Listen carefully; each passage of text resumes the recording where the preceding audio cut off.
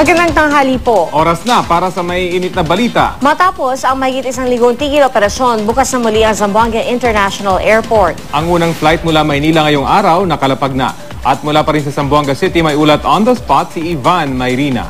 Ivan?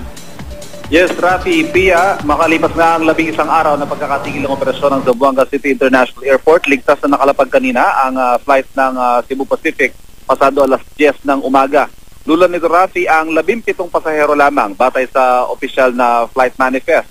At ngayon nga lamang ay inaasahang magte-take off mula dito naman sa Zamboanga City Airport patungong Maynila ang parehong eroplano. Sakay naman nito ang may 47 pasahero.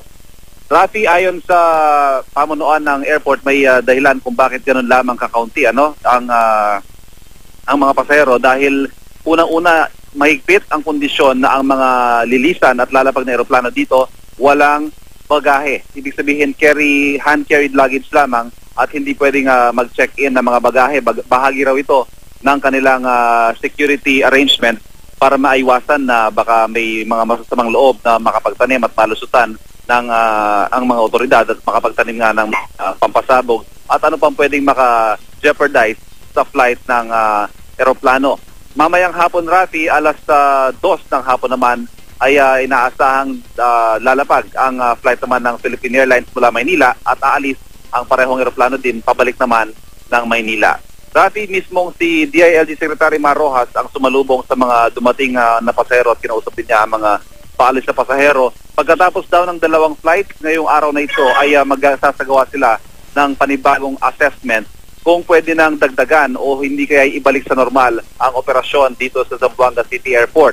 Kasi Rafi, ngayon lamang o ngayong buong umaga ay muling nagkaroon ng insidente ng sunog at palitan ng putok sa ilang mga barangay kung saan nagkakaroon pa ng pagtugis ang mga puwersa ng militar laban sa nalalabi pang mga puwersa ng MNLF. Kaya patuloy pa rin ang assessment ng security dito.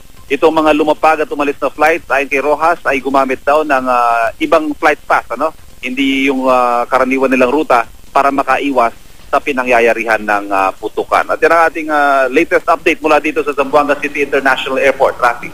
So Ivan, yun pa rin ba yung pinapangambahan na para sa mga commercial flights na ito? Baka may sniper kapag sumunod sila doon sa dating flight path na papalapag dyan sa Zamboanga City?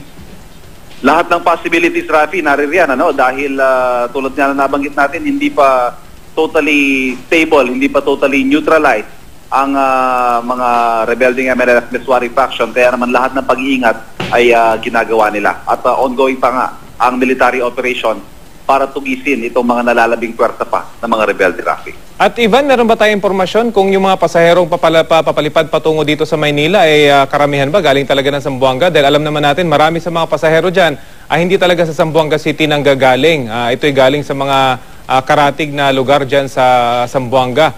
Meron ba tayong impormasyon kung itong mga ito ay nakarating na dyan sa airport? Yung mga galing sa mga karating lugar, yes, Rafi, in fact, yung mga marami dito hindi taga rito. Yung mga maraming pasahero hindi talaga taga rito. Yung iba, bumisita lamang o here on official business at ilang araw na nga stranded. At yun yung mga ilan sa mga nakasakay na pasahero kanina pabalik dito sa pabalik ng Maynila, Rafi. Okay, maraming salamat, Ivan Mayrina.